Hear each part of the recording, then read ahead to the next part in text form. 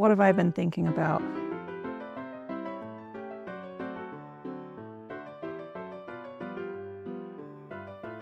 Well, I mean, I watched that hearing, the Oversight Committee hearing.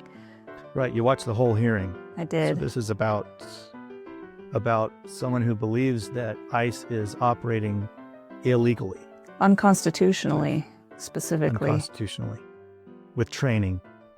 They're not training appropriately enough. That was his statement. Was there other things? Yeah, I think that was specifically the statement was, it's the Fourth Amendment that it's not following that, because, I mean, the official policy that the DOJ has for ICE agents is to be completely constitutional, follow all of the laws. But what he's saying is, when he began as a trainer, this guy, what is his last name? Schwenk, I think. Yeah. You can search Okay. this up. This was just February 22 or 23 was when the oversight hearing happened. Oversight committee hearing. He says that when he began when he took the job as a trainer 5 months ago, they handed him a piece of paper with the memo on it with instructions to train the agents if there's a person they're trying to detain in a private home, they can do what they need to get into that home. Which specifically, you need a judicial warrant to be able to do that. But they're saying you don't need a warrant from an impartial judge. You just need your signature of your supervisor. An administrative warrant. And that's what you did send another document, and that did clarify, went through it, and the way that the government is operating now. J.D. Vance, just the vice president, said, we believe this is accurate. You can use an administrative warrant in regard to immigration law. Yeah. And so they're using that. They're testing the law. Now, until it's clearly specified, and they did in that article you identified, maybe we'll attach that here too. They did indicate there's been some case law, but there's not demonstrably accurate case law to say this is exactly what it is. There's inference involved in that. Right. So the administration is taking an inference stance. Yeah. Saying administrative warrants are appropriate. Right. And so that brings me to the question of, can we trust the government to make logical, right choices before the judge decides this is unconstitutional or this fits within the Constitution? If I like Madison's statement from the Federalist Papers. If men were angels, then we wouldn't need a government. So the government is there because we're always going to be biased to our own thoughts and feelings and our understandings. If the judge is a judge against the current administration, the judge will not approve a warrant, impartial judge. How can you find an impartial judge? You can't in the human world. Right. There are biases in every person. They have their brain they're operating from. None of us are impartial. We've got a stance that our psyche is built off of. So the administration is just taking a stance that says we're going to operate this way, and if it does get into a case law, then we can decide it clearly then. Yeah. But in order to get our task done, we feel very strong. There is sufficient law, and that's the way they said it. There's sufficient law that allows us to do this with administrative warrants. We're going to continue this way. In a sanctuary state, there's no way they would get a warrant from an impartial judge because there are no impartial judges in a sanctuary state. Well, if all the judges are of one class then Yeah. I mean, that's assuming that all of the judges were there from the very start of it being, and they all have that same mind of, I mean, right. you're meant to But even have there, different judges yeah, with all different, if you have the yeah, district judges or wherever you would want to go to, if you always have your favorite one, I go to this one because he always gives me everything I need. What's the difference in that of it or an administrative warrant? If you got a judge in your pocket, what does it matter? which is horrible in itself. I hate that someone could pay off a judge. Have a Yeah, judge in their the pocket. judges, This is my favorite guy. He does everything I need. yeah, but and it's not necessarily they're paying him off, but you know that this judge is a conservative, right wing, stable judge this way, or this judge is a human rights migration type judge who's always going to vote that way. They've got their directives, and they're going to judge based on that, based on their understanding of the law. And that's why the Supreme Court with 9 judges don't agree on everything. Don't agree on anything, hardly. Yeah. There's 9 of them with 9 different opinions and dissenting opinions. Right. So it's a challenge, but does that need to stop us? The question I think comes up, should we just stop doing things? Or how can you continue to move forward in a system that has these challenges? As an individual?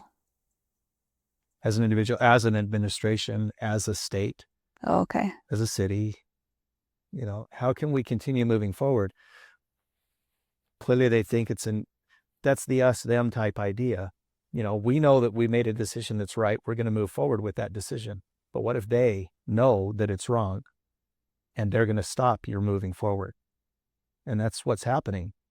It's what's been happening against ICE. ICE made a decision. Even this Schwenk that's been given to congressional testimony is saying it's wrong what they're doing. And I quit my job and I'm telling on them, I'm being a whistleblower here to indicate how wrong it is. Yeah. So that's what he's saying. Yeah. And that's going to start the process. I mean, maybe it doesn't start the process, but it's a piece of the process to move towards 100% constitutional actions. Right. Whether the Supreme Court will decide eventually that administrative warrants are fine or not. Right. So that has to be clearly defined, and it hasn't been. And that's, in relation to that, this ruling against the tariffs that the Supreme Court just came back with Trump. Yeah. You're aware of that, or do you know that? I'm a little bit aware of it, but recap it anyway. Yeah. So what is being told in the media is that the tariffs are illegal. They have said he could not have done those tariffs. But, Scott Bessent, he went out and he explained, no, they didn't say the tariffs are illegal. The tariffs were agreed to. It's just the law he used was inappropriate. And he said, we used that law. And I don't know if he said this directly. And I don't know if Trump probably said he used it directly because there was no testing of that law. Yeah, Trump, he did talk about it directly. He said, I can stop trade with someone. I can use these emergency acts to completely stop trade with a country, but I can't charge $1 for agreeing to trade for a price. And that's what they canceled. They said those emergency acts don't give you tax authority in your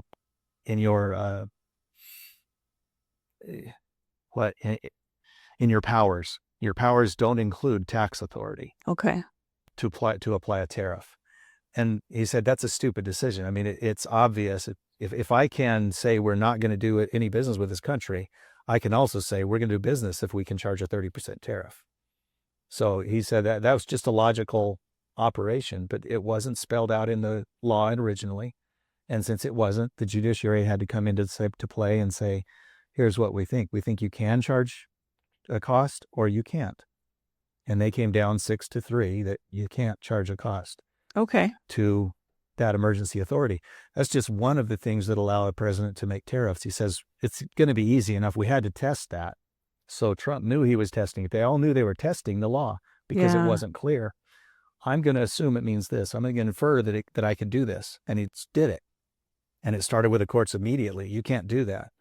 And so they finally got out, and the final decision now is you can't do that. So he says, okay, we won't use that anymore, but it's stupid. We need to get legislative change to now change the law that identifies we can do that. But it takes the legislature to change that law. The current law, the judicial said it's not legal. Yeah. So legislature can now come in and change the law and say it is legal, and then it will be legal. But he said, we're not going to wait for that. We have other tariff authorities in other laws that we will roll to. And we've always known we had those backdrops. The most important tariffs they put in the laws that they knew were already tested, but they needed to test these. Yeah. They needed to test that authority. And that's maybe what ICE is doing now, is testing the authority of administrative warrants. Yeah. They believe it's valid. Yeah. And Trump. So are you saying that Trump is going to, they're going to, well, I guess not Trump specifically, but whoever would be in charge of this is going to try and change the law so that Trump can enact, or any future president can enact a tariff in an emergency kind of situation like he just tried to do? Under an emergency act like that. Yeah. And if there's some national emergency, and I don't know the full law, but whatever the full law is, yeah, that their understanding is that you can use it. It came back that no, it's not clearly stated there, so no, you can't use it for that purpose. Okay. So the valid option now is to have the law rewritten, amend the law, which is easy enough to do. You just go through Congress again. Yeah. And amend the law. Right. And supersede the judges. Or find another way to test and see if it works. Well, he's already tested that. We can't test that again. We know that law is done. Yeah. So well, he can find another law to use, right? Find another path to use for tariffs. Yeah. Right.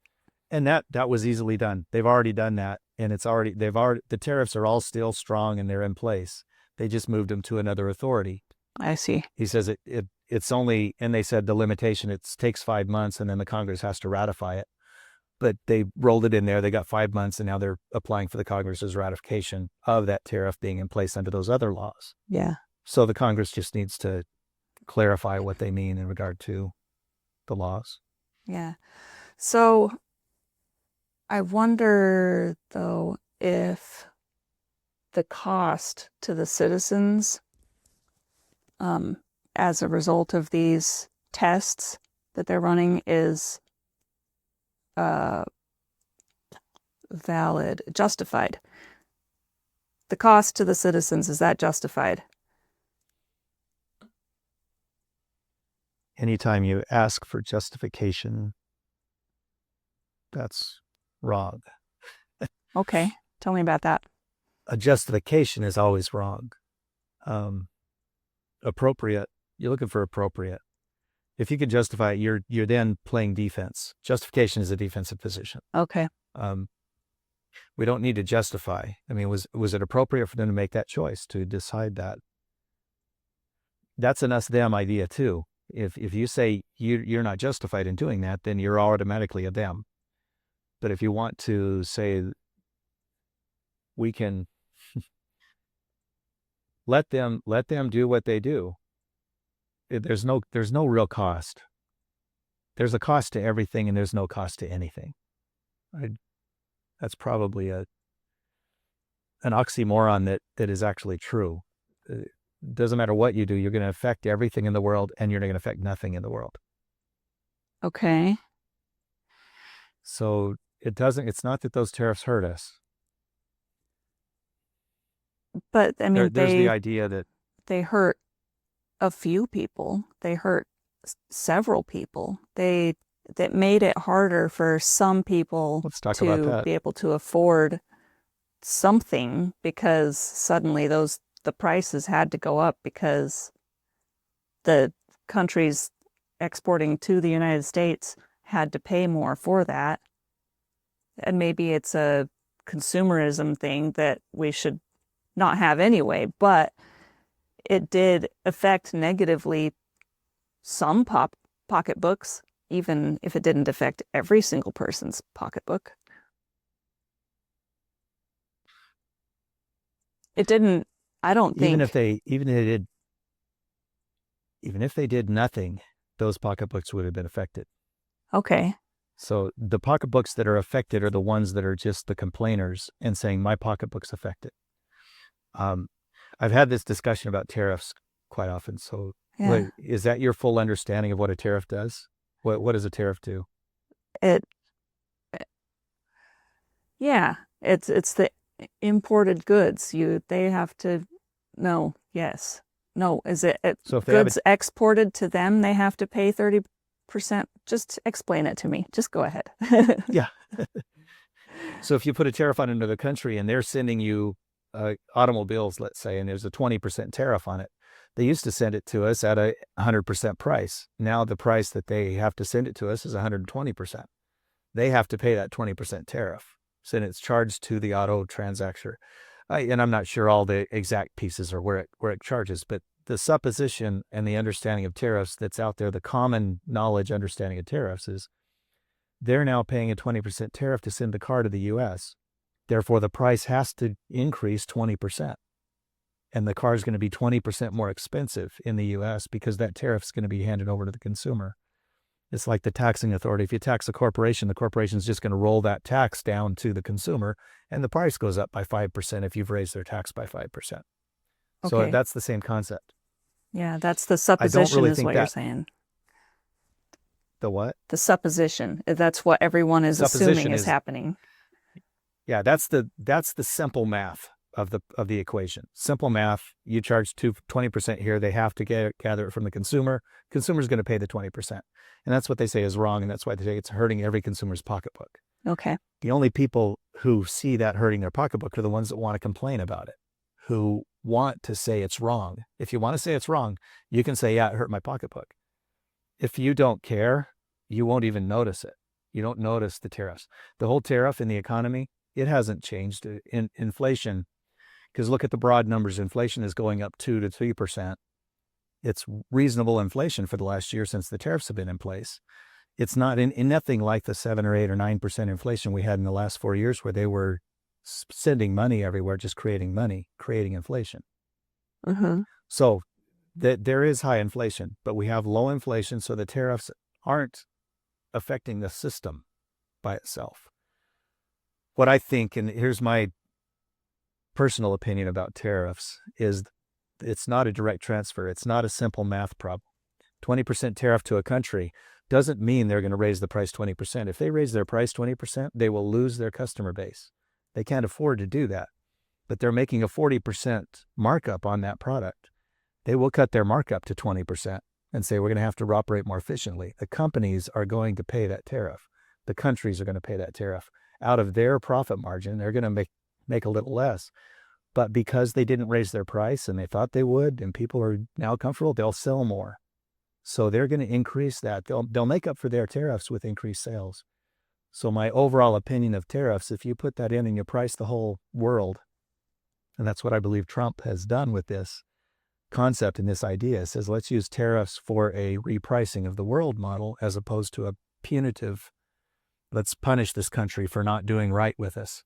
So he's not out punitively using tariffs as an article of war like they've been used for before. But let's use it as a pricing model and say now the whole world is going to trade with everyone. It opens up more free trade with the whole world because they know the price for it now. I can send my goods to the U.S. by paying a 10% tariff. And now that whole market's open to me. They're welcoming my goods now instead of saying, don't send them. So now it's open. All you have to do is pay a 10% tariff. You can bring your product to the U.S. and enjoy So I think we're going to get more goods with this, and also the GDP of the world is going to increase. Everyone's going to do more business because of the pricing model. Yeah. And I haven't heard Trump say that. I haven't heard Bessent say that. They're not saying that, but that's what makes sense to me, that's what's happening. Clearly. It's clear to me anyway, that I'm not in those appropriate administrative roles. Yeah. So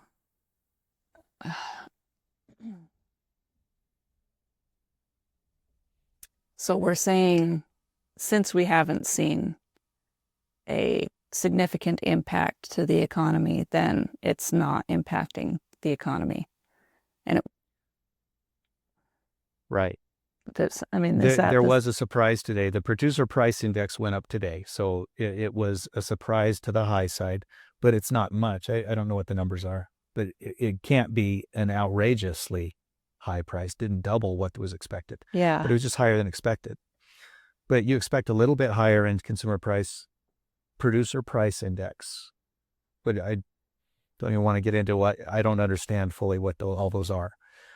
But that's one headline news that came out today, is that was surprising to the upside. But that's not enough to blow up the whole system. yeah, So the whole choice, do we continue moving forward? Do we continue working with tariffs? Do we continue being who we are? Or do we have to just throw the baby out with the bathwater? right. Okay. More could be said about that. More could be discussed. So what about the administrative warrants and people still believing that their houses are safe and then finding out that they're not safe? The administrative warrant is done by a supervisor or a supervisor. That's kind of a low-level idea, but the research that they've done, they know that this person lives there, so someone in a position of authority knows what they're looking for and has agreed and authorized them to go in if they're not invited in. Yeah. So certainly they'll ask first. Knock on the door. Is Bill Blass here? Yeah. And they say, do you have a warrant? Whatever means, I don't know that means they break down every door. I don't know. I haven't seen any proof that they are damaging property and just breaking into every house that they want to willy-nilly. Right. They are going in targeted and have administrative warrants to go specifically for this person, is what I believe is happening. They wouldn't. It's just for the individual, the lady in the hearing who testified, she her door was broken in and she had to replace it. She was without a locking door for 2 weeks, she said, and she had to replace it out of her own pocket. There was no whatever reimbursement or restitution or whatever for that. I mean, right. So she demanded to see a warrant because that's what you're supposed to do. Anytime a police officer comes and tries to get into your house, you demand to see a warrant. They didn't give her a warrant. She closed her door. She wouldn't let them in, and they broke open her door. So that's, so why would you close your door? So let me just touch that. Why would you close your door to the police officers? Because they didn't have a warrant. Because you're hiding something, is what you're saying. If a police officer came to my door, you're hiding something. You don't want them to see what's inside your house or who's in there or something. You're hiding from them. Okay. The sheriff will never come to my house, but if the sheriff ever did come to my house and say, you would welcome him in, right? You'd be like, yes, come in and see my house. Come on in. It's cold out there. Let's just talk. Have a seat. Let's talk. And he says, I think you're an illegal alien. Well, I have my record. Whatever they're coming for, if I actually did something illegal, and I know I did something illegal, I would say you must present your warrant because I'm afraid. I think that's why I won't open my door. Because you are different from most people.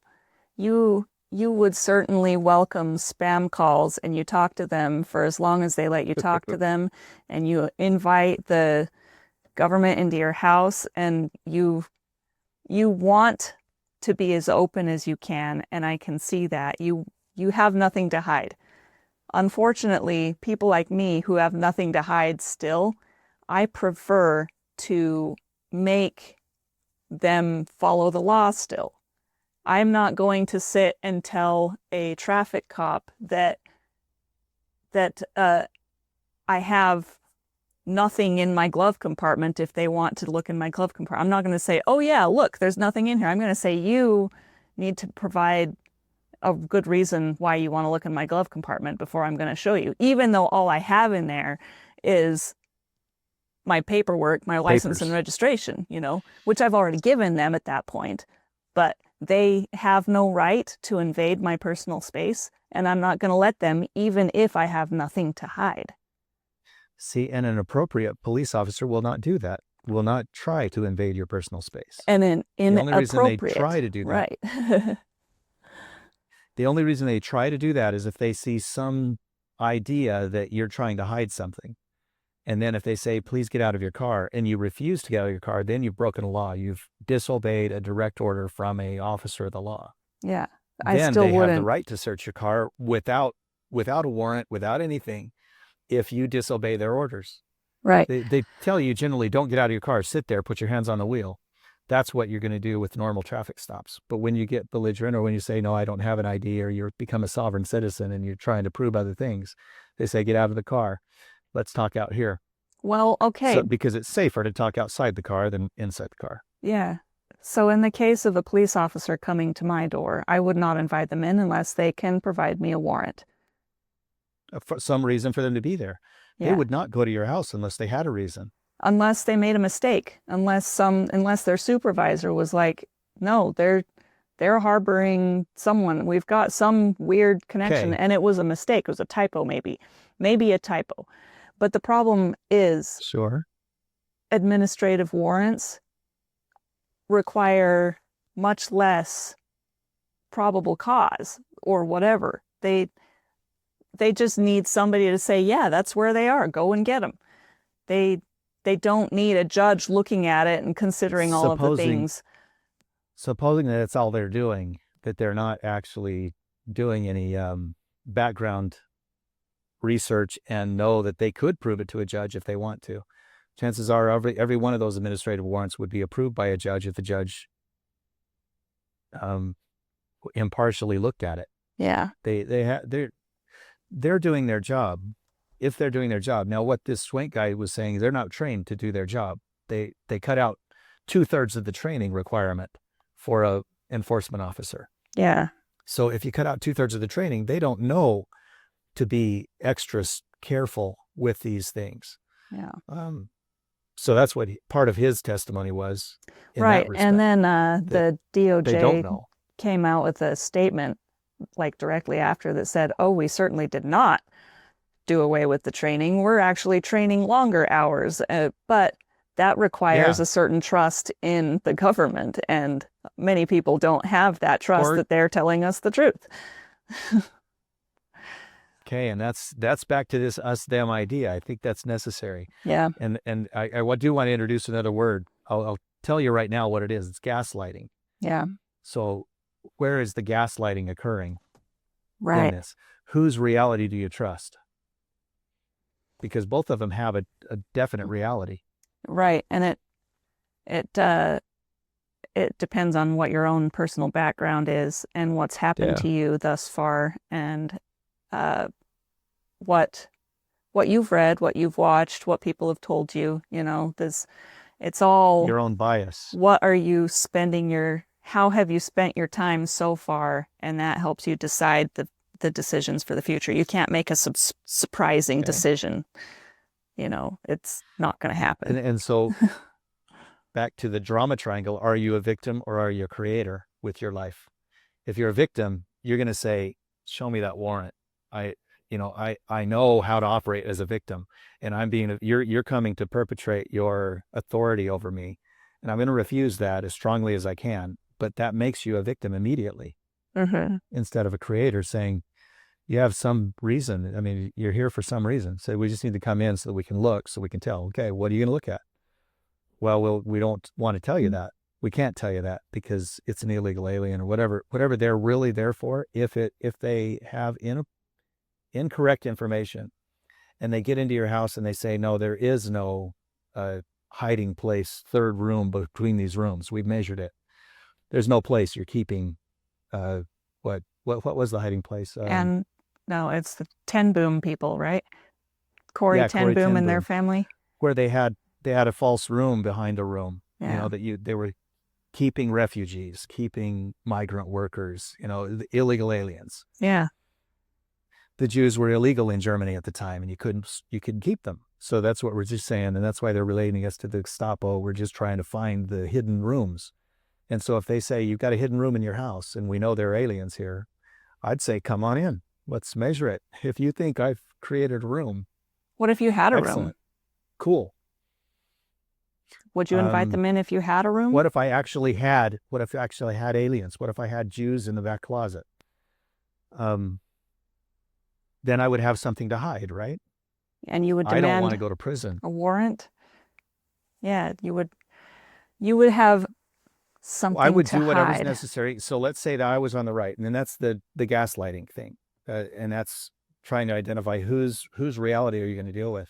The reason I have the room and I'm harboring those migrants is because I love them more than I love the law that said there's something against them. They need to be eradicated. No, I'm not going to eradicate them. I'm going to care for them. I'm protecting them. And that's really the Democrat side on this and what they're saying. No, you can't just throw them out. That's throwing the baby out. We believe these are babies. We have to take care of them, and we're going to grow them up, and they're going to be valid citizens in the country. So if I had that in my house, they actually were harboring them. And there are movies about this type of stuff too. If you have a secret room, you go ahead and bring them in. You don't want to make them believe you're not legal. So if I could delay them efficiently, say, my house is really unclean now. Can you come back at 5 o'clock? Yeah. Come back at 5 o'clock. It's 3 o'clock. I've got 2 hours now to get rid of the people from the house, put them out in the barn or put to the neighbors or take them to the next safe house for the police to come back at 5 o'clock and search my room. And then I have my room. It is there, but it's just a pantry. It's filled with guns and firecrackers. And, it's just something that I keep locked away so my kids don't get these things. But yeah, there's a special room here. Well, I keep it for these things.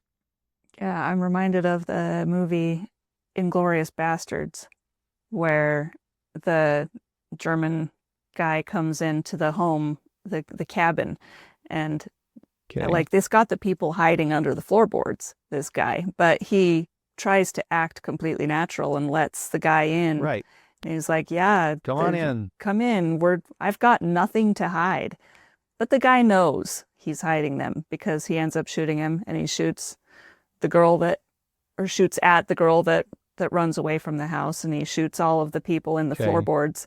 They're all dead now because he knew he was finding people there. He had good information. Yeah, he had the probable cause that there was somebody there. Right. He had an administrative warrant, and he knew that there was bad action in there. Yeah. And if he didn't know, if he had any reason of doubt, then the guy could have succeeded in doing his bad action of harboring the migrants. Right. And maybe he could have rejected the entrance into his home too. I mean, if there was some sort of law that said you have to provide proof before you come in, maybe he could have done that. Right. But I mean, I think wasn't that. I think I kind of remember the movie. There was one or two of them, the Inglourious, whatever, the Gestapo, the police.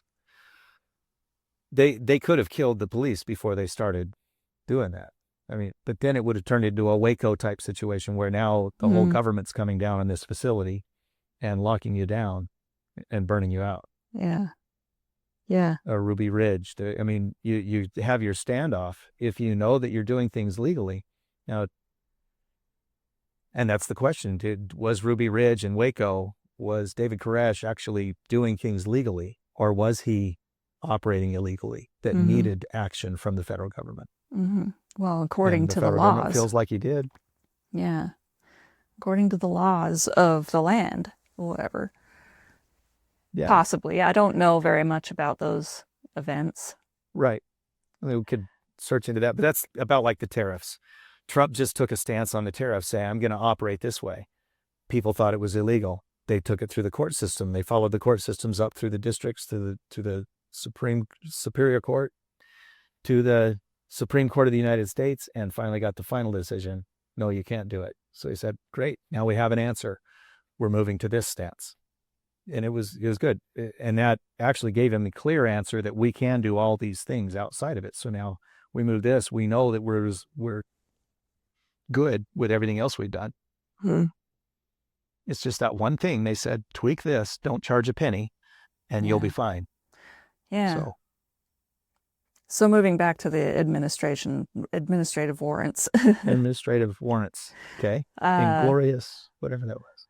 Inglorious Bastards is, Someone who goes in with an administrative warrant and knows that they are on the right because you are harboring fugitives. yeah. So the woman in the hearing, her husband was in the house with her, and she said in the hearing that he had just did his check-in. He had just done that, and he had another check-in scheduled. He hadn't missed any of his check-ins, and she was Right. upset by the fact that they felt they had to come in and get him from the house. They couldn't just get him at the next check-in or something. And they had kids in the house, and the agents came into the house with their guns and their masks and their gear, like very frightening. You know, kids are going to remember this kind of thing, and kids are naturally victims. They haven't learned how to not be a victim anymore. They're dependents. Right. And so they're witnessing all of this, and they're afraid for as long as it takes for them to figure out that there's nothing to be afraid of, which might not be for the rest of their life, because once you're stuck in a victim spot when you're a kid, it's difficult to get out by yourself. You have to do therapy and work. Like it's hard to not be a victim anymore if something happened to you when you were a kid. You have to change. Yeah. And so the harm to this family was more than just one man being detained. It was damage to their home. It was damage to the emotional well-being of their kids. And is this worth testing the system to see if an administrative warrant is legal or not? Did she happen to say what her husband did, why he was being targeted? She didn't say. Did anyone ask? Well, she did mention that he had been in the country for 7 years. So he'd been there quite some time and constantly doing check-ins. Check-ins meaning what? Not sure what that is. She didn't describe that. I think. Yeah. So if he was seeking asylum and had to do check-ins, or was he on probation and checking in with his probation officer? Right. What were the check-ins? She's a citizen. Their kids are citizens. Maybe he was here without his citizenship, but they were letting him stay because his whole family was here. And so it's like, okay, you keep checking in and we're going to work toward legality here or something. Maybe the supervisor that issued the warrant, the administrative warrant, maybe he decided, okay, 7 years is enough. We're going to take him to the detention center. Like that's where he's going. That's all you're guessing. My speculation, right? Yeah. What would you guess? We have no idea. What I says they're going after criminals. So my assessment of that story that she said, if that's all she said, he was going to his check-ins. Certainly his check-ins were with his probation officer. He was on probation from a crime that he committed. Okay. And so he's on probation as an illegal alien. They're taking people who have committed crimes out of the country necessarily. So if he was in that crime status, then it's completely appropriate, and he should be afraid, and he should have self-deported. Say, I'm gonna move back to Venezuela or back to Belize because I need to go and got his $3,000 and say, I'll see you when they get my papers approved so I can come here legally. Well, okay, he didn't do that. So now he had to get deported, being a criminal, and he won't have the chance to come back. His family's going to move to Venezuela to be with him. Okay, I'm going to see if we can find out. Find out what he actually did. Who this is. What his status was. Tayana Gibson Brown is her name.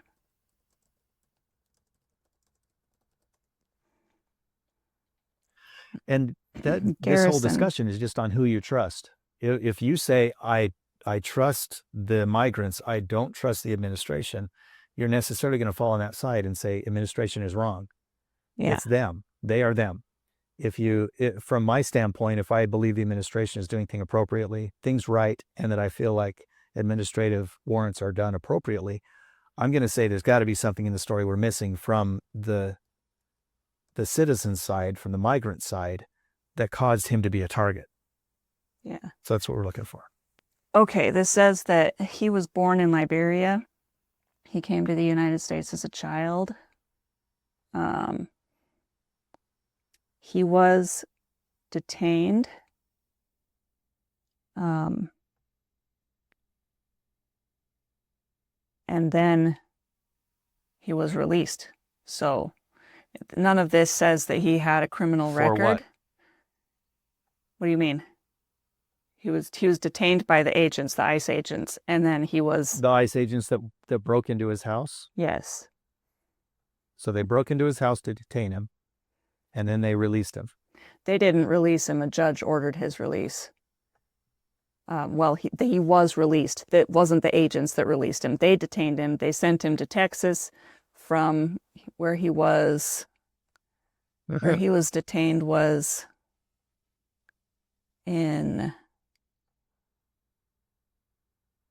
Well, it was another state. Whatever it is, it was not Texas. Okay. And then they sent him to Texas.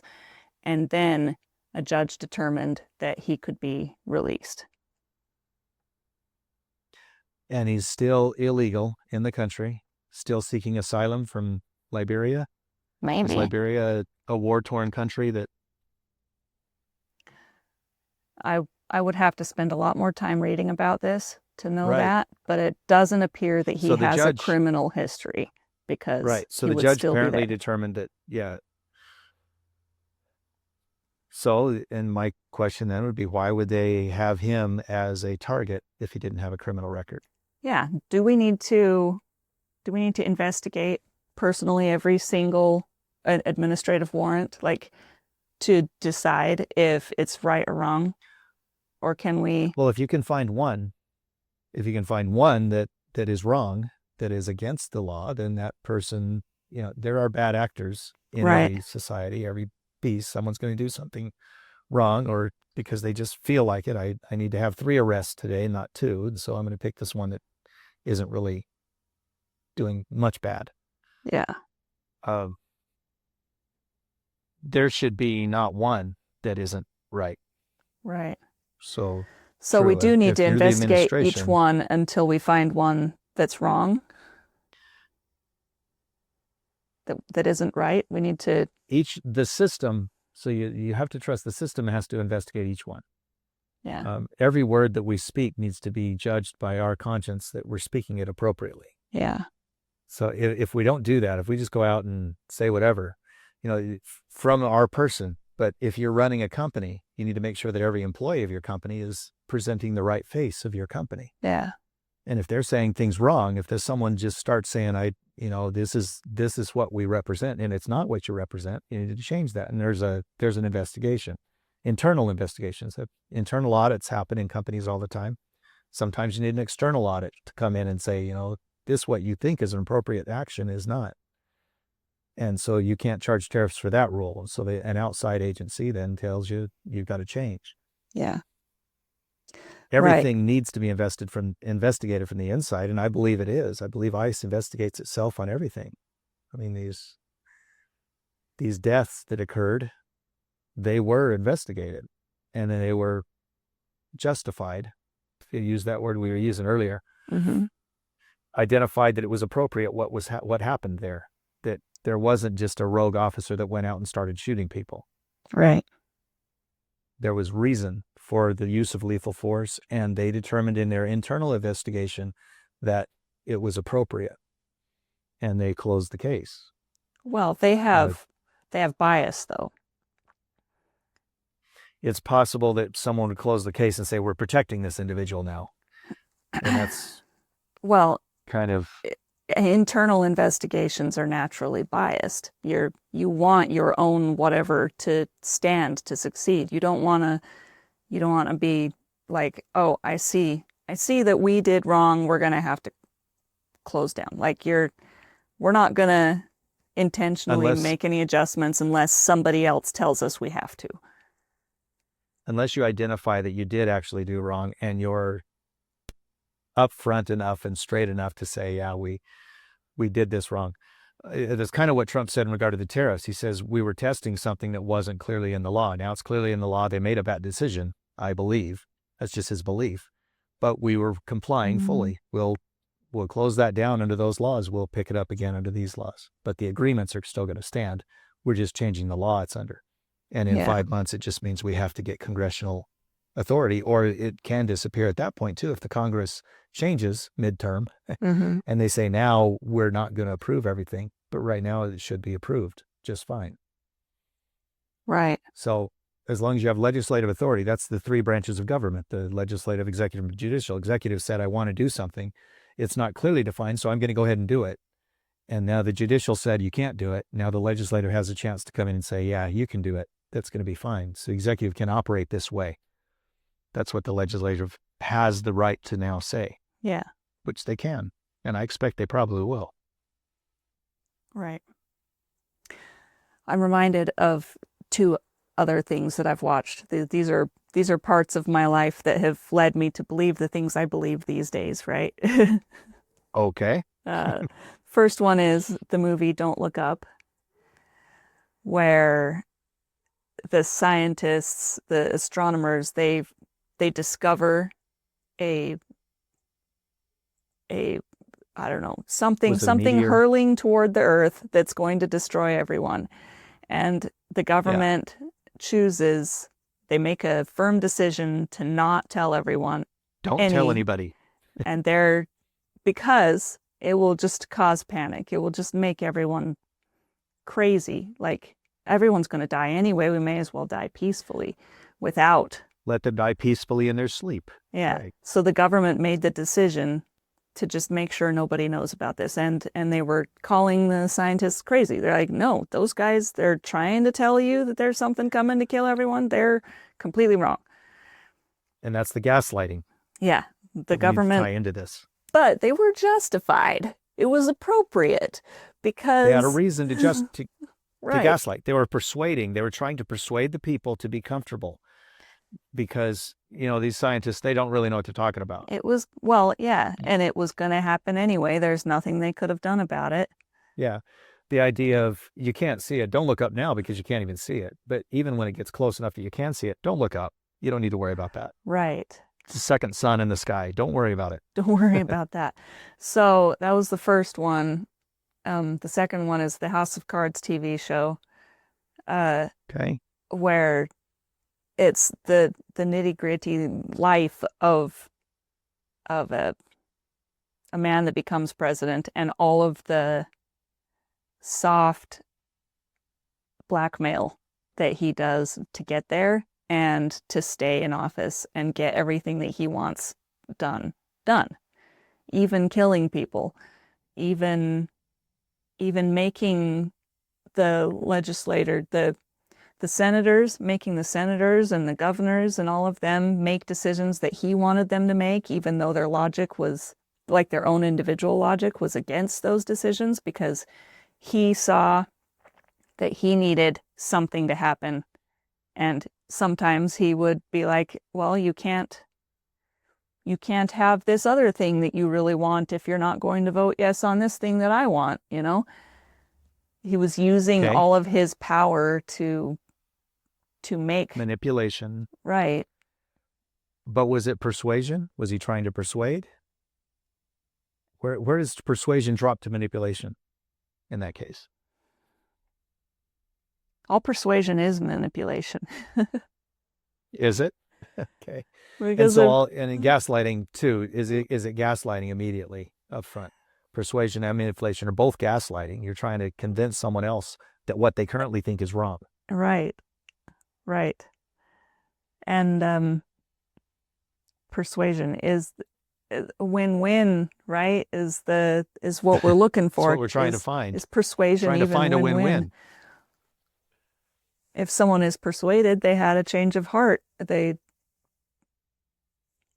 So, I mean, maybe they all, I would have to watch the show again in today's frame of mind I to would think see. that the manipulation would mean, if you don't do this for me, I won't give you this over here that I control clearly.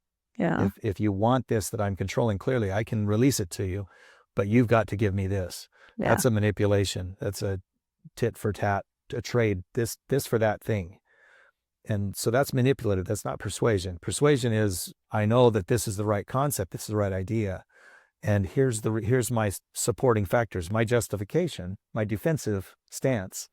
I'm going to defend it based on these. And if you have other things, that's the debate back and forth. Mhm. Hopefully a clear debate is going to identify all the principles, and then you both get to decide. And that's what I think a win-win is. You both see all of the options, and you both decide it's best if we follow this path. Yeah.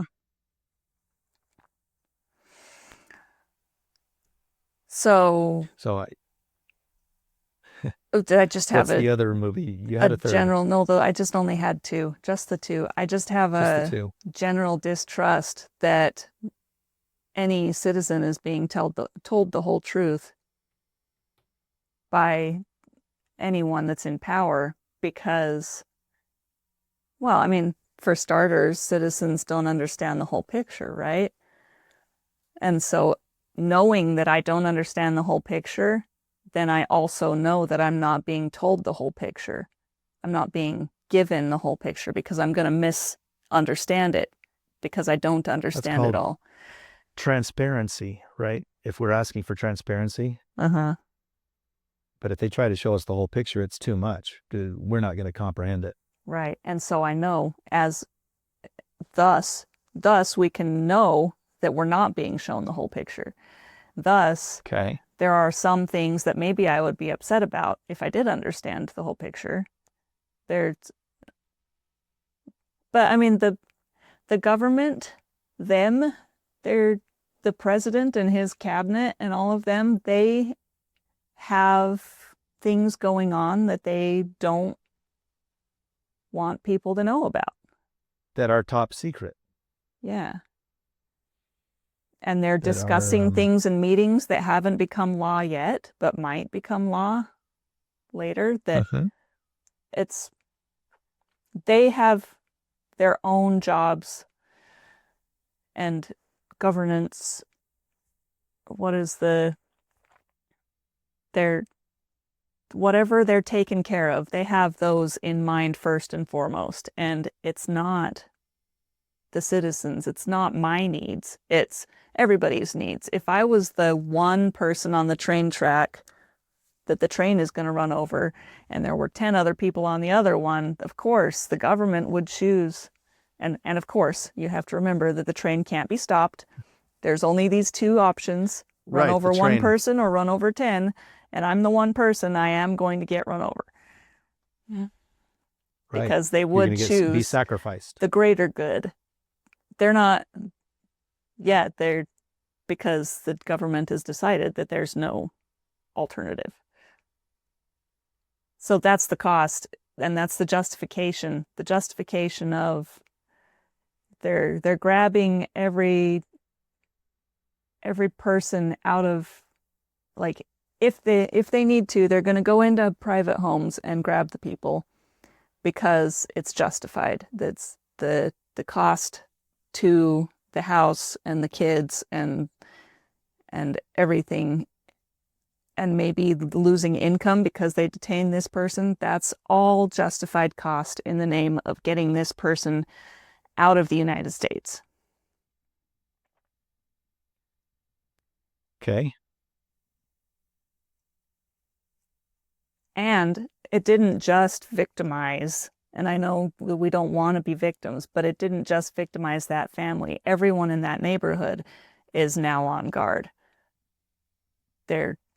Everyone is like, could they come for us? Are they going to break into my home now? And I'm kind of thinking that too, because I built my house on this lot. I know that nobody else has lived in this house except me, but the person that owned the lot before I moved here, like before I built the house, has a foreign last name.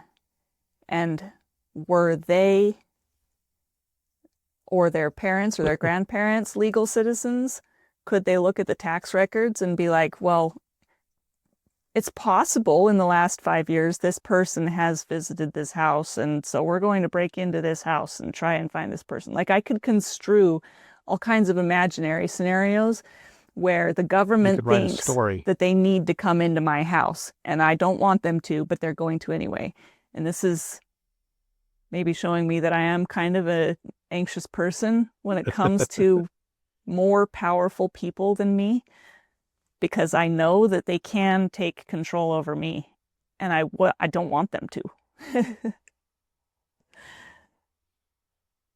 And I can buy a gun and I can stand at my door and say, no, you may not come in without a warrant, because I know that it's unconstitutional for anyone to enter my home, this safe place, without a warrant, and they could still shoot me in the face and get into my home. Even if you're standing in your home, if you bring out a gun, they will see that as a confront. Yeah. And they will have to respond with their guns. So if you raise it to shoot. Yeah. So, yeah. I maybe don't even have that right. Maybe I don't. Maybe the Constitution means nothing, because they can still come in and they can still shoot me. And then it can still take years for the Supreme Court to decide, are administrative warrants good or are they not good? You know, I'm still going to get shot in that scenario, and I'd rather just not be shot. Decide if it's a legal thing before you do anything with it. So don't test it. Don't test it. The cost of testing it is too high. Don't test it. Just right. See. The cost of an individual testing it is too high. The cost of the government testing it is too high. It's because it So you're saying because it could go poorly, don't do anything. And change the law first. Change the law first and then do something. Change the law. Make it so that administrative orders can get you into a private home before you use one to get into a private home. If that's what you need, do it. The guy that was inside that house wasn't going anywhere. He was doing all of his check-ins. Well, then he should have come out. Say, come out. Come on out. All right. Let's talk. That's a thing. You're illegal. That's a thing that you are weird. You're the weird one because you're the one that thinks that you would happily let anyone in. He didn't want to leave the country because he would have already. I'm weird, and I mentioned that I was put in handcuffs once, and it was fine with me. That's cool. It was an interesting experience. You liked it. The guy I was with was major upset. He thought you guys don't have any right. They have every right. They have handcuffs and they have guns, and they're the police. Put you in handcuffs, to detain you. I was detained. Physically, I should be major complaining about that. But no, until they figured out that we weren't stealing gas from the airplane, we were actually filling it appropriately. They had to call the owner of the airplane. He said, 2 a.m. He said, yeah, it's fine. They can do this. So they let us go and said, okay, everything checks out. You guys have a nice night. Yeah, I don't remember this story, but you were filling a small aircraft in the middle of the night and someone called the cops on you. Back. Right. We flew back. Well, the cops were just patrolling the airport because no one's generally around there at night. It was just a small town airport somewhere around Phoenix. But we flew back in. It was about 1 a.m. or so. And this airplane was geared to run on car gas. And so they had a little pump right there that I was going to fill it back up out of my car. And that's what we had, the pump going to the car. So the police drove up and saw this hose going from the airplane to the car and saying, you guys have to be doing something wrong. Yeah. And so the suspicion of crime was there. They suspected it. They didn't have to get a judge's warrant to go and lock us up. They detained us, and it was fine by me. I knew we weren't doing anything wrong. And it was just upsetting. I guess not really upsetting because the guy owned the plane. He knew the owner of the plane knows these things might happen. So he was fine being woken up at 3 a.m. He didn't say anything. He didn't say he was upset. What'd you guys ruin my sleep for? Don't come back at 1 a.m. So, but And it Why was just why fine. did The they police had a question why did they handcuff you? so that I wouldn't run or fight them. Clearly, they were talking about their safety. They needed to be safe because the other guy was being belligerent. He was Mm-hmm. saying, "Do you have a warrant? You can't ask us his questions. You can't do this. It's you guys can do whatever you want. You're the ones in authority. I'm gonna identify that you're the one in authority. I'm just gonna stand here and you can check. Let's identify the plane. I can tell you the whole story of why we're doing what we're doing, and it's not illegal. But because he was being belligerent, they had to handcuff us. So they said, we're not going to have any challenge while we're checking this out. Because someone who's going to fight the police, when the police is on the phone talking to the guy looking the other way, you're going to get a 2x4 and hit him in the head. Don't do that. Yeah. The police are afraid for themselves. For their safety. Yeah, Yeah. they put you in handcuffs. So detain that's you the because- reason why ICE agents shoot people, is because they're afraid for themselves. And that's why officers detain you in a traffic stop, because you're starting to be a little bit more than they think they can handle realistically. Right. And so if you comply 100%, if you do everything that they say, then nothing can go wrong. You won't get handcuffs. Yeah. Um, You may But still be under that's- arrest. They may say, we have this warrant for you, or we Right. have this suspicion. and that's They planted the drugs has to in be your more car. than a Say, suspicion. "Here's It has these to be drugs." beyond reasonable doubt. Reasonable doubt, and that's the subjective word. And that's why they go to court over things that happen like that, Right. because what is reasonable? The judge needs to decide what was reasonable or not. But Right.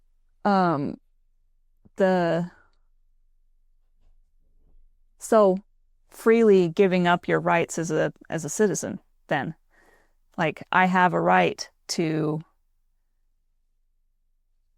keep my private home safe, unless an authority threatens that even a little bit, and then I'm going to give my rights away and let them in and let them do whatever they want because they have authority, even though I have my rights to keep this safe.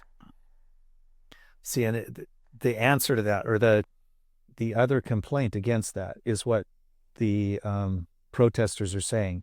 How do we know that you're really ICE? I mean, you're masked. You've got this garb. Anyone can come and look like that. You're not using police vehicles. You're using SUVs that are rented cars. Mm-hmm. So how do we know that you're really ICE if you're not going to prove your identity to us? Mm-hmm.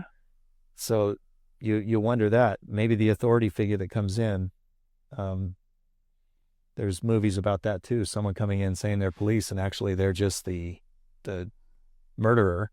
Yeah. And want to look like they're an official. That's how they gain control of the situation, because necessarily we trust the authority, but those movies are written so that you don't trust authority. Right. I frankly trust authority. And in my area, I don't think it would be difficult for someone to come in as a bad actor and act like they're a police officer. Right. It's not going to be viewed appropriately here, where in the city, anyone could go in and act like a police officer and actually do anything they want. Right. And I'm sure that happens. Impersonating police officers, impersonating the authority. Yeah.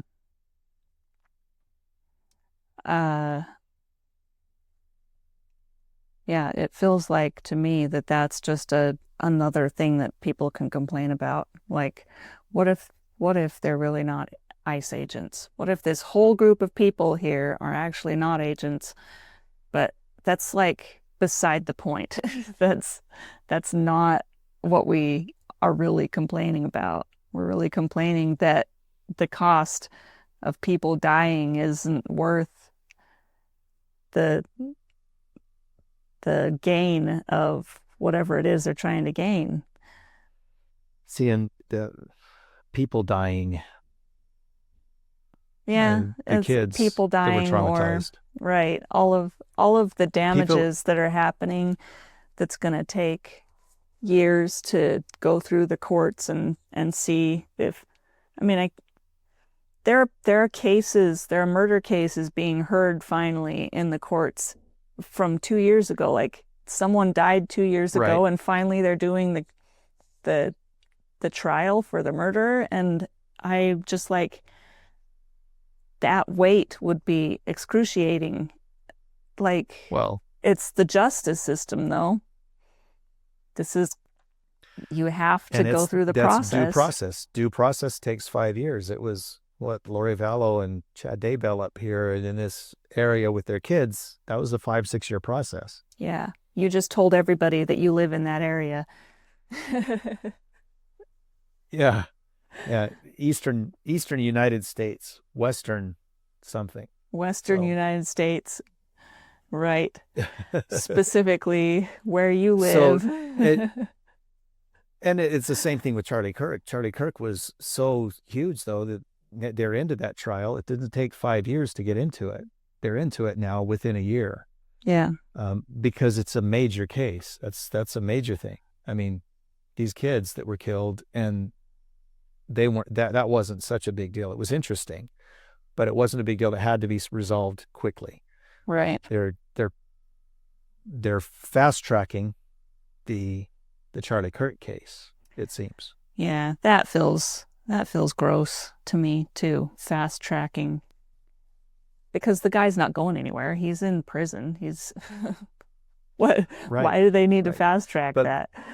And whether they're fast tracking or they've got enough evidence that they feel they can move forward safely, appropriately. Yeah. There's not a lot that happened there. I mean, with the Daybell case, there was 8 years worth of history to unwrap, Mm, to put into that trial first. yeah. You know, a lot of history that had to be considered in regard to what got up to the time that the kids disappeared or were found in the yard. So, Right.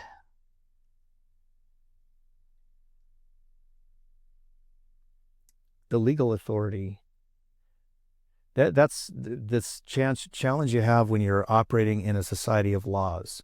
If you're operating in a monarchy or a kingdom where the king makes all the choices, and really there's no monarchies that happens. You've got parliament where there's a king on the earth here. Where you have kings, there's a parliament in England that they have to work with.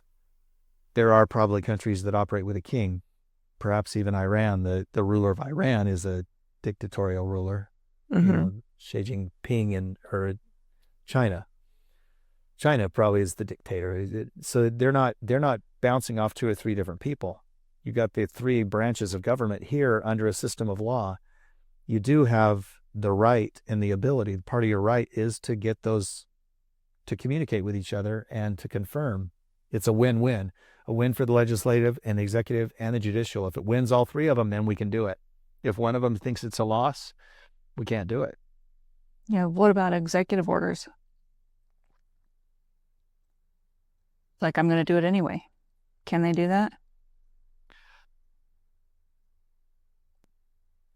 An executive order, the legislative can always disband an executive order But it if takes they a feel process, it's right? inappropriate. There's a process still to do it, or someone can take it to the court system. An executive order is just as much suable as anything else. But it's just the executive order.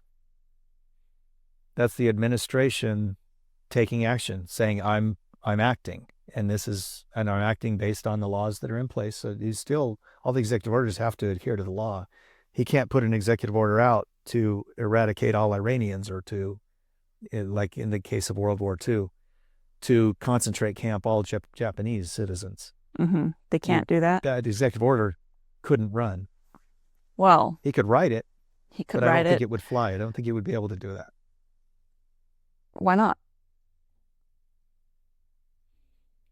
So let's say we're on the precipice of a potential war, fighting with Iran, and there are Iranians here, Persians. You know, the people are just fine. It's the rulers, it's the regime that is the problem. Mm-hmm. So hopefully the war will just be able to eradicate that regime and stop it from using I don't know.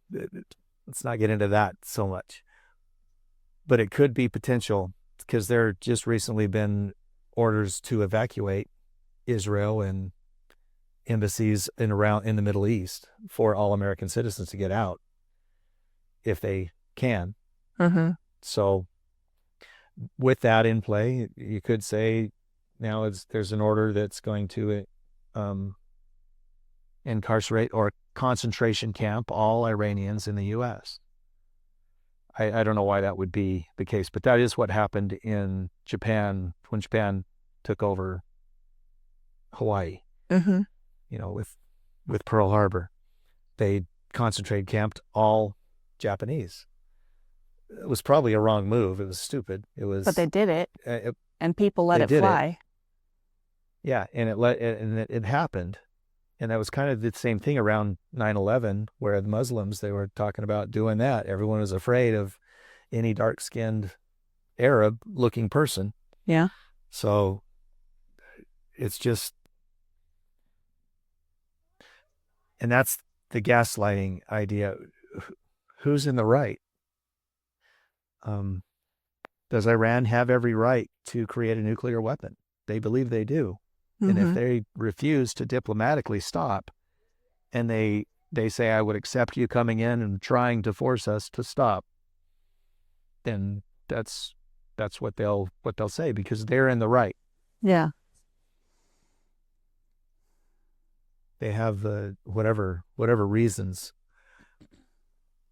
But that's why conflict occurs. Conflict occurs because both sides believe they're on the right side, and they conflict with what the other one believes is the right side. They're at odds. So what your initial question was, is it worth testing that conflict? Is it worth going in with administrative orders and causing pain to the other side? Right. Should you continue talking, or should you just say, I know it's going to cause you pain, so I'm not going to present my side anymore? And what that is a stone wall. You put a stone wall between the two of you and say, we're just not going to talk with Iran. The U.S. and Iran aren't going to talk. The ICE agents and the migrants aren't going to talk. As opposed to, I believe I have the right to do this. I'm going to do this. I'm going to talk with you. If you want to talk, we'll discuss it. We'll detain you. We'll take you to the court, and they can release you, just like the gentleman we were talking about, his wife saying they shouldn't have broken our door. They didn't have to break the door. She refused entry for a valid question that this person, the administration, thought they had a valid question. The family thought they didn't have a valid question, but the family still knew he was there doing his check-ins. So clearly he was of a status that allowed a question. They said, I don't like this question though, so don't come in. Well, unless you have a warrant. Yeah, maybe they could have done all of that outside, but she said you can't come in unless you have a warrant, and they got in anyway. I mean, it's not whether they knew that he needed to talk to them or not. It's they were coming into the house to get him. And that's the testing that we're talking about. Yeah, it's the, does this administrative warrant procedures count? She knew it didn't count. If you set your procedures to do something. She knew her Fourth Amendment rights. She knew that they're not allowed to come into a house without a actual warrant, and they came into the house without it. Is it possible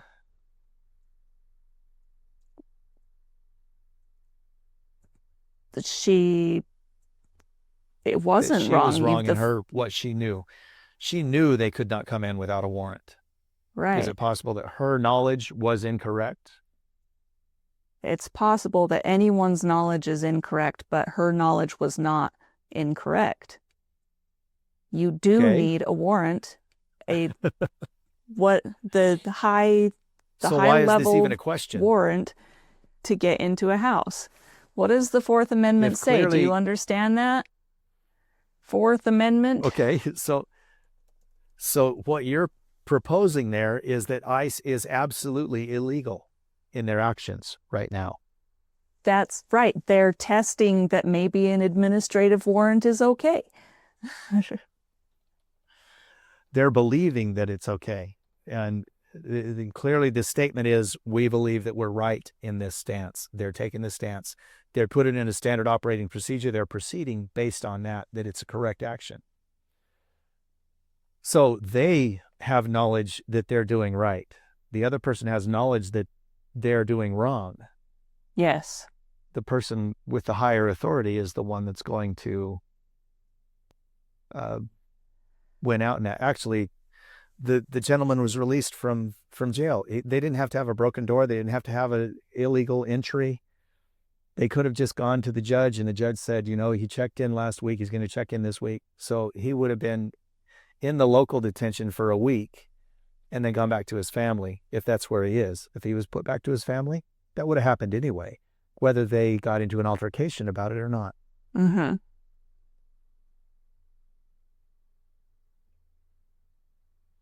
Fourth Amendment Constitution protects individuals against unreasonable searches and seizures of government, ensuring security in their person, houses, papers, and effects. Warrants to be supported by probable cause and specifically describe the place and items to be searched and seized.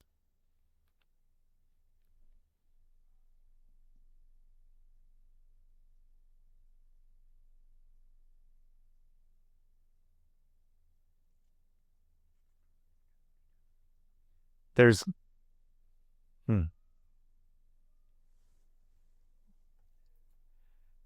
Well, it's clearly an item discussed because it's out there in the public, and even that article that you had sent says it wasn't initially treated. That's not been tested in case law as far as administrative warrants. That's why it's even in question. They're not testing it just for the sake of testing it. Say, let's just test this so we can see if it's real. They're acting it because they feel it's a valid tool to use to accomplish the goal that they have. So I'm acting on this legally, appropriately, in the best of our knowledge. We're acting on this. So they're not trying to do, that's what I'd call malicious. They're not being malicious. They're not saying, I'm going to see how much pain I can cause common citizens by using this, because the law doesn't specifically deny it. The malicious part might be putting out the memo in secret and not making it official policy of the ICE department, and not letting people take pictures or document the memo, just saying, read this with your eyes, give it back to me, and go and train them like this. That might be the malicious part. Because the memo was distributed in secret. That's what he said he saw.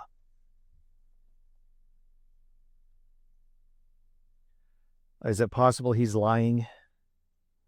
Well, the memo was dated, and the memo was produced to the whistleblower, whatever, on that link that I sent you, and that it was dated months before that, even before he was even hired. It was a year-old memo. Right. By the time he saw it.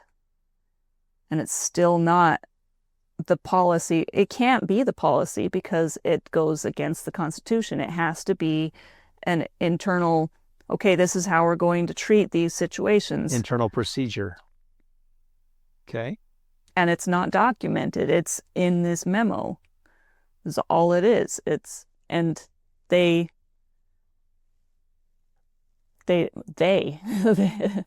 these malicious actors that are they are, it's clear to me that the Schwenk guy is telling the truth as he knows it. He's not being paid off by the Democrats.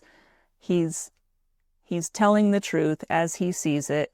He's a good guy that felt wrong. He felt bad for how it was going, and so he quit his job so that he could testify against the whole system. And that's very believable to me. I believe this guy is telling the truth. Okay. And he's telling the truth from his level of bias. He wasn't happy with seeing that memo. That didn't please him. Yeah, it went against what he knew about the rights of citizens. what he felt the Fourth Amendment means. He says this is completely backwards, and so he's testifying to that effect. He worked for the DOJ, not the DOJ. He worked for this. I mean, I keep saying ICE, but I mean, ICE feels like a derogatory term at this point. It is ICE, though. He worked for DHS for 4 years before he was transferred to this new role. And in this new role, he was given the memo for his eyes to read only, and then to go ahead and teach the trainees. That's what he says, and I believe him.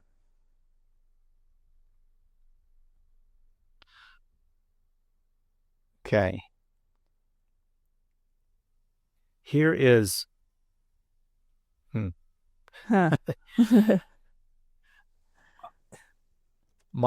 believe him, so you believe he is God. I believe he's not God. I believe he is following his conscience, which is biased against the government. He's trying to tell a story. His story includes, these guys told me to do this and not to tell anybody. It was an internal memo. Internal memos aren't shared with the world. Certainly, you read it right now and get this is the actual signed copy or whatever, we didn't send it to you in email because it's not public knowledge. This is the copy. I'm going to put it back in the file when you're done looking at it. So you read it, I'll put it back in the file. Everyone's going to read that same document from the file because it's internal. So there's reasons to have your operating procedures not be told, not to tell the secret sauce of the McDonald's Big Mac to everybody. Mm-hmm. So you've got proprietary things inside the agency. That's the other reason for top secret. Here's the word that I read in the Fourth Amendment that I would take to the Supreme Court if I were going to take it, is reasonable. It says, the right of people to secure their persons, houses, papers, and effects, everything, against unreasonable searches and seizures. So what is unreasonable? What could constitute that? How did they put that vague word in there? Mm-hmm. It didn't say against searches and seizures, and that's the way people are taking this. Yeah. You can't search and seize my house.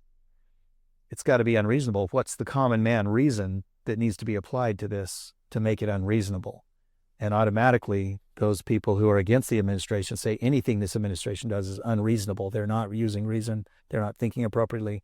They are bad people, malicious actors. Therefore, everything they do is unreasonable. They don't have a reason to do anything they do. So I'm going to feel like it's a search and seizure that's inappropriate. And then it says shall not be violated, and no warrants. No warrants. It doesn't say you need a warrant to go in. Shall not be violated. So that's an interesting clause too. No warrant shall issue, but upon proper cause. So it doesn't say warrants are necessary. It says you can't issue a warrant unless you have proper cause. It doesn't say you can't search and seize. It says if you have a reasonable reason to search and seize, you can. And if you use a warrant, it has to be reasonable. So the Fourth Amendment itself, the way I read it, and I'm not an attorney, I'm not a judge, I don't know. But those are the questions I'd have. Yeah. You have to determine what unreasonable is. And you do that based on who us and them are and whose reality you're really going to believe. Right. And the laws are written as interpretations of the Constitution. So There's likely a law that says you may not enter without a warrant or something. I mean, that is a thing. I haven't read the law. I don't know if it's possible. Well, in the write-up that you sent me, and I read through that, it did say they didn't discuss that because it was automatically agreed to that they could enter the home without a warrant. Yeah. So the warrant issue in all case law right now hasn't been adjudicated in any of the case law. And from 50 years ago, I think was the case that talked about it. But it wasn't discussed in particular because they agreed that they had every right. They had a reasonable search and seizure option. So there was no write-up specifically about, did I need a warrant to do this? They did it. Yeah. And so because it wasn't said it's illegal, we're operating now like it's fine, which it probably still is. If you have a reason to search and seize, that's the way police operate. If they have some reason at a traffic stop, some indication of suspicion, they can ask you to leave your car and ask you to search it. And if you are belligerent in any respect and you get yourself under arrest, then they have the responsibility to search the car before they can tow it. So they can put themselves in a responsibility that your car must be searched if you get belligerent. If you completely act appropriately and you don't try to be a sovereign citizen and say, I've got more authority than you do, they can find the laws that will allow them to put you in handcuffs and search your car. Yeah. No matter what you do. Well, not no matter what you do. You could stop them by just completely complying. Right. Completely complying. Is and that if what they are malicious and they're going to put the bag of cocaine in your glove box when they say, I searched and found this here, if they're the ones that are the bad actors, you don't have any chance in the first place anyway. You were dead the minute they drove up behind you. Yeah. So it doesn't matter what you do. You might as well operate appropriately to your conscience, to what's right. If you start battling them, you're inviting them into a battle. Don't invite someone to a battle. There's no reason to do that. So it sounds like, and it feels like to me, like you're saying,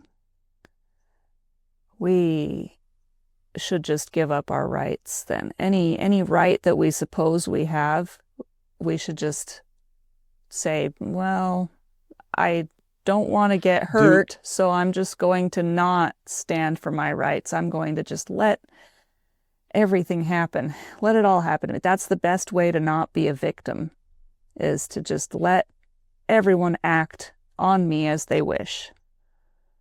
Let them do what they do. If you can get away, but get away safely. Don't get away saying, you guys are wrong, I'm going to shoot you, I'm going to go get my gun and come back and kill you.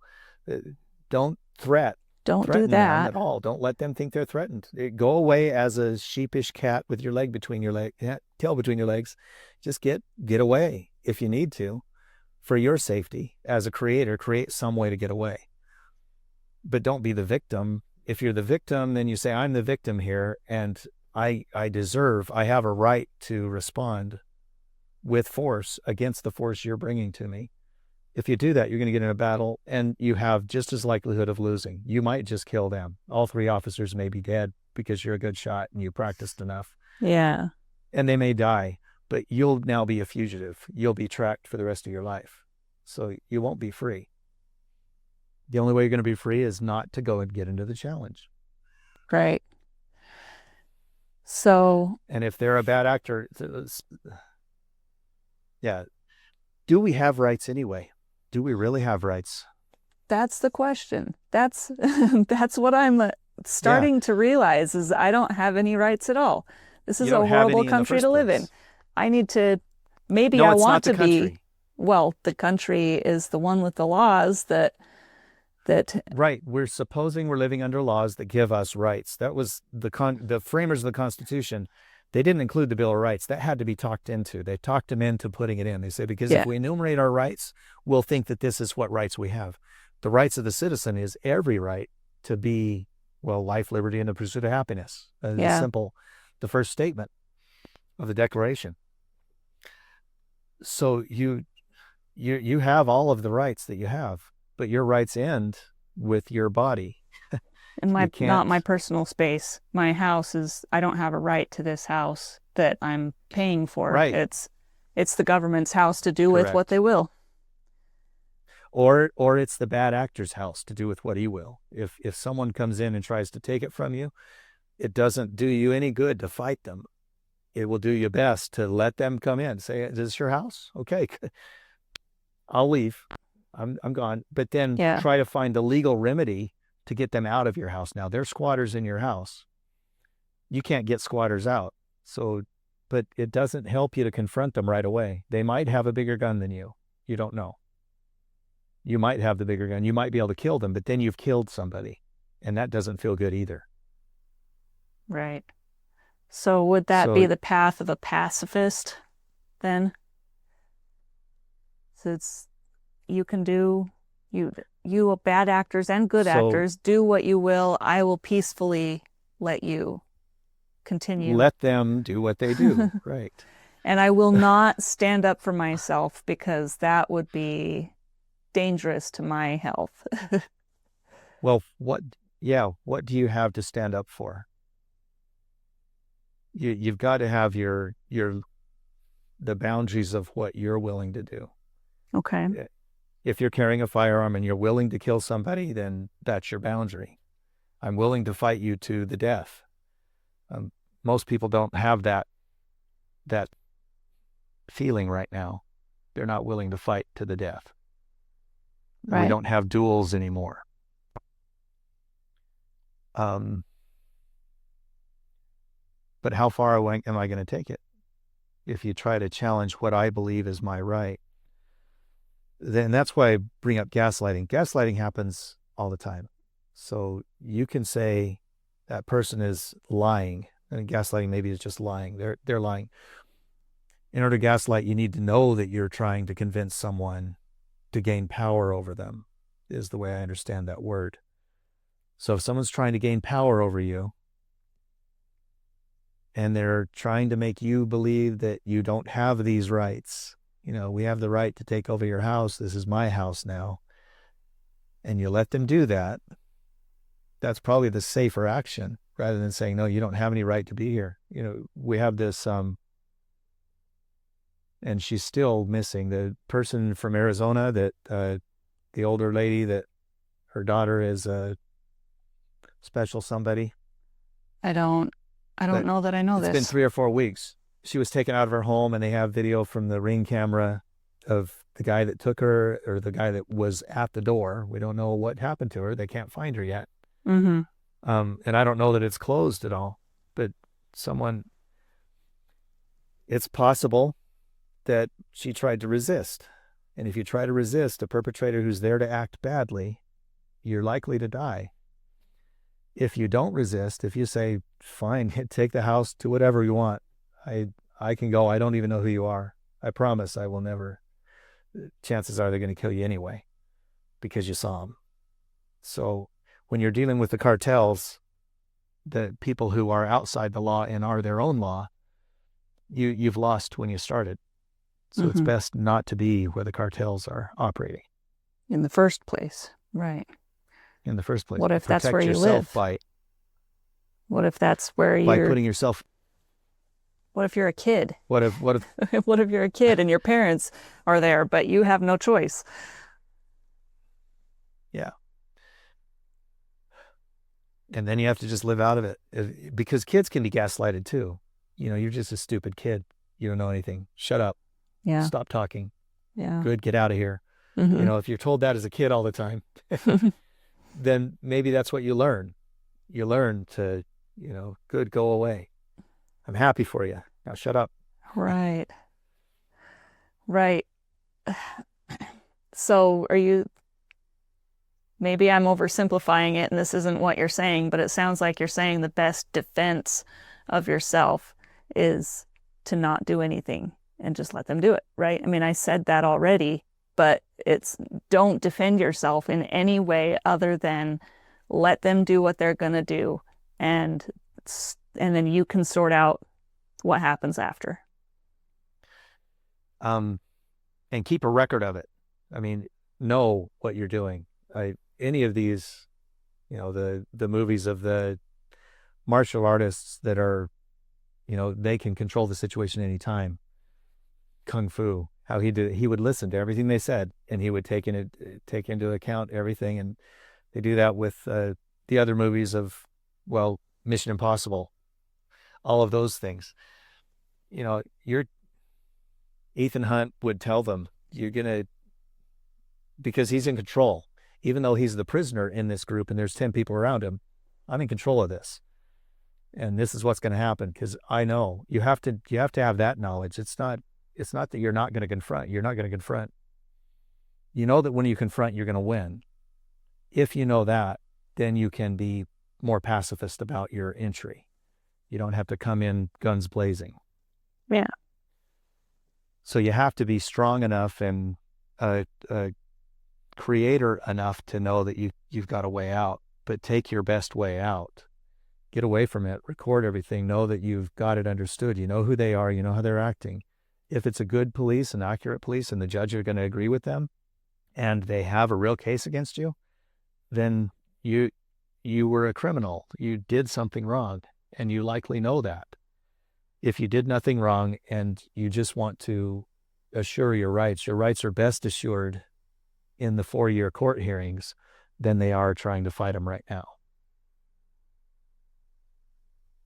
Right. And then in that case, the cost of letting them do whatever they want to do, because they're going to do that, the cost of that is just stress and loss of work and whatever for 4 years while you're waiting. Well, if you happen to be incarcerated, you've lost your job, you've lost everything.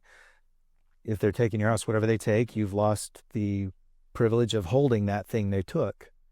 But if they took your purse and your wallet and your $8,000 and your 2 gold coins because they were in your purse, it's better to let them take your purse than to fight them and get dead. Right. Yeah. And you might get that stuff back. It might be found. It might never be found. They might be as good bad actors as they want to be and actually get away with it. Or someone else might see them and make a report, and there's some tracking down, and your purse is found. Mm-hmm. The 2 gold coins are gone, so you lose that, but I don't know. Yeah. And maybe they're not gold coins. Maybe they're just your 2 favorite Skittles bags, and they ate those. My favorites. I've never eaten them up until now. It's too bad for them that they were 30 years old. Right. But Right. Yeah, so bad things are going to happen, and sometimes you're not going to get any restitution of the losses that you incur because those bad things happen out of your control. And when they happen, they're just circumstances. And so you still have the responsibility of the model to act appropriately, to let your reaction not be inappropriate. You want to live, you want to survive, you want to be as safe as possible. And you can create that safety by realizing it's just a circumstance. They're now living in my house. I wish I were living in my house, and it's wrong. And I'm going to the judge immediately. I'm writing up this complaint with the police, with everybody, finding the right authority to say, let's go into the house with 70 officers and take that person out and put them in prison for the rest of their life, and I get my house back. Yeah. So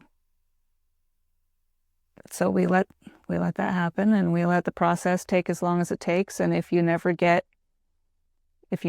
back what you lost in the first place, if you never regain that sense of security, even if that intangible sense of security that everyone deserves to have, I mean, I believe that that's a God-given right. If you had a God, God would say, yes, you deserve to feel safe and secure.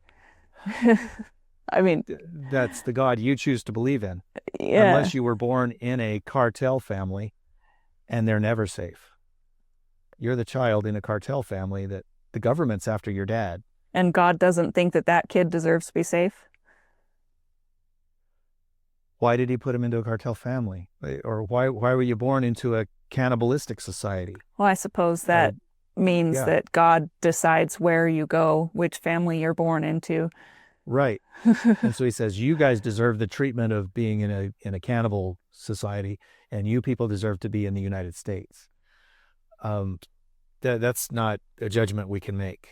So no, I don't believe in that God that believes that you have a right to safety and security. Okay. So the feeling of security that I might have felt at one point is an illusion, and I can't actually demand that. I can't demand that I feel secure. I need to. Right. And what does safety and security mean? What does it mean to be secure? The only way you can do that is if you're a hermit inside of your cocoon. That sounds perfect. I want to do that. Can I? I have, Right. Can I just be and it's all of me? this, conversations like this and movies and videos and things that I read that make me want more and more to get away Just, and be safe because I don't feel yeah. safe in a society where Right. I have to do whatever somebody says they have an authority over me, then I just have to let them See, do whatever they want. and not to say anything about where I am exactly, but I'm in a city that has a county sheriff. There's no city police. There's no authorities that are going to rule me. There's a city council, but I could move just a little bit and not even have the city council have any authority over me. I mean, Yeah. it's easy enough to be in a place, to find a place that you're still in society, but you don't have those authority figures. You don't have neighbors that are going to come and be bad actors, try to, you know, take your fruit off of your trees, steal your apples. That doesn't Right. happen if you're out in the country communities. If you live in the middle of the city and you have an apple tree, chances are everyone's going to be taking your apples. Right. If you have a nice car, someone's going to key it on the side because you parked it on the street. You didn't put it under your garage because you don't have a garage. Yeah. So circumstances are going to happen. And it's not God's responsibility to make sure that you're safe. You can choose to live where you live. If you want to have the job in New York City, you're going to live in New York City. And you accept the fact. It's not a risk, it's a fact that someone's going to key your car because people Yeah. are stupid. It's just a circumstance. Yeah. And You're living where the stupid people live. yeah. So I And need that to can move. happen in this place too. There's nothing that would stop someone from keying a car in a small town community, country, rural USA. Yeah.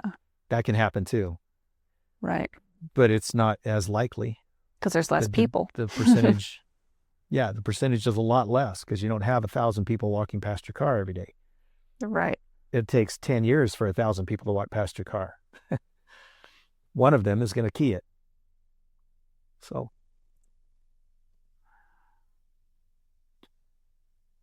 Okay. Well, I safety. feel less safe than before, actually. And I don't like it.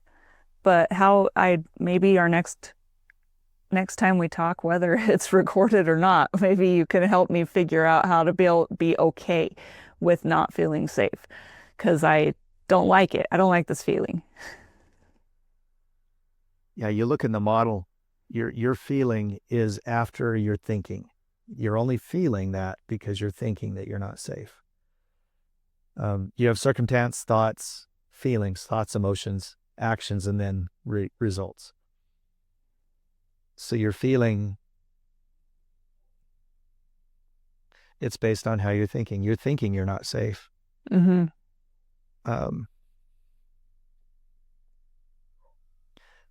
That's the creator. If you can create, how do people walk on the streets? How do you drive a car? There's people that don't know what they're doing driving cars. Why would you dare to drive a car on the streets, trusting that all of those people will obey the laws that you believe in? Yeah. You're completely unsafe driving a car. Well, and even you can convince me with all of the reasons why I'm unsafe. And that's just going to make me feel more and more unsafe. It's not going to make me feel okay with being unsafe. So the thing we should discuss at some point is, do we even want to feel safe? What is that? What is that? What is safety? And rights. The difference between safety and rights. Do you have the right to feel safe? Yeah. I don't know that we have any rights, and I don't know that any of us are safe. You're always vulnerable. Your heart's just beating. And you can't do anything to stop it or start it. Well, yourself.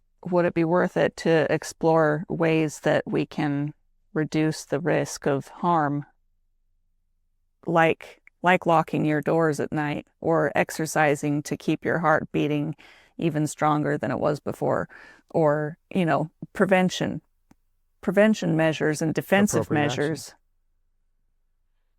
Yeah, and maybe that is what you're doing. So you don't feel safe. So you think, what could I do to make myself feel safer? And I'm going to prevent the heart attack. I'm going to make sure that I drive defensively instead of offensively, Right. and watch out for the offensive drivers. You're going to put into place actions that increase your safety based on what you think, how you think you should operate. But And if you're from what it thinking seemed, based on your protection, yeah, what it seemed like was through this last hour and a half of talking is that we don't actually have, even if I had a gun, I can't keep the people from coming in my house. Even if I had, I mean, maybe the only way to keep them from coming in is to not answer the door, make them think I'm not home. But are You they could going to do come that. in anyway because they believe that someone's inside? Like there's, Right. even with all of the defenses, I'm still vulnerable. Mm-hmm. Because we're on a precarious world, and that don't look up idea. We don't know that the next volcano, I mean, even Yellowstone, if Yellowstone goes off, the United States is done. Yeah. If the volcano blows up the way it could blow up, the U.S. doesn't exist anymore. It's Right. covered in ash. So that's just something that cataclysmically could happen. And Yeah. it's just a circumstance. I mean, you could be hit by a stray bullet. It's just right now. And you wouldn't know. Yeah.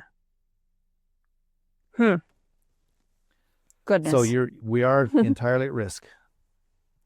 Yeah, we are. And you have to consider that in everything that you do. I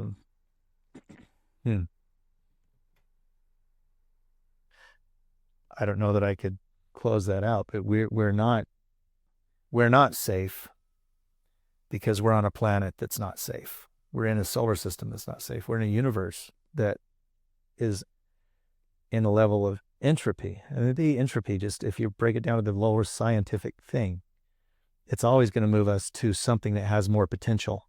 So you're degenerating. You're going to a less complex, simple structure so that your atoms are wanting to be operating with higher potential. That's the way I'm viewing that. We're going to die. If it's today or yesterday or 120 years from now, you're going to die. So don't be afraid of it. You might as well decide what your fears are. Yeah. And then make sure they're not stupid. I don't know how to make sure they're not stupid. Make sure your fears aren't stupid. Make sure you're saying, I'm not going to be afraid of that. It's stupid not to be afraid of that. So make sure you don't. What do they call that? You don't accept stupid risks. Something like that. Huh. I'm not afraid of mountain lions or grizzly bears. I'm just going to go up and talk to them. I'm going to pat them on the nose. Oh yeah. Or buffalo. Don't do stupid things. I know there's a term for that kind of stuff, but don't put yourself in risky situations because you're just not afraid of risky situations. Yeah. Extreme things. Don't go out and do extreme things just because. A death wish. But you don't have a death wish. You're just very confident in your ability to survive whatever it is that comes at you. Yeah, and everyone needs to have that, and that needs to be their own personal safety. Everyone decides their safety. That's what I'm thinking. You can't rely on outside forces to give you safety. You have to do it yourself. Okay. If you don't do it yourself, you can't have it. You can be in a prison cell and worried about shanking by the guy next door. You're completely safe. The guy's not going to shank you, but you're afraid of that. So you're completely unsafe inside of your prison cell. Yeah. Well, okay. not okay. I'm I not don't know if there's any okay. conclusion. This is We're okay that we're not okay. yeah. I'm okay, you're okay, or I'm not okay, you're okay. I'm not okay, you're not okay, and that's okay. And that's okay. Because that's the reality. The reality Maybe. of it is circumstances are. And we can't also worry about what everyone else is doing. That's let them do what they do. If the administration wants to take a stance and test it, that's their choice to test it. Yeah.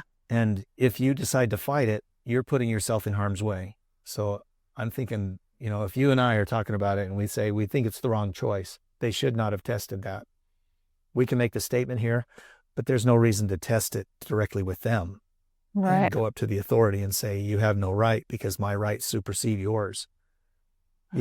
That's conflict. You don't want to step into conflict. So letting them do it is the only thing you can do. Yeah. Let them. We should talk about that. You should read the book, And as The Let Them Theory, and then we can talk about that book. we could do that book.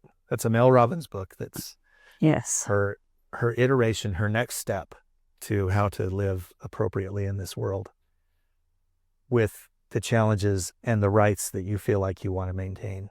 Yeah. Yeah. Well, anyway, Safety. I'm glad that we could talk Okay. today. We'll go. Do you want to close it out? Do you have any final words? No, I don't. No. Okay. Very so good. We'll just We'll talk to you again. yeah. Next time. Until next time. See you later. Till next time, when we'll talk about safety, maybe. Yes. Okay. Good night. Mm-hmm.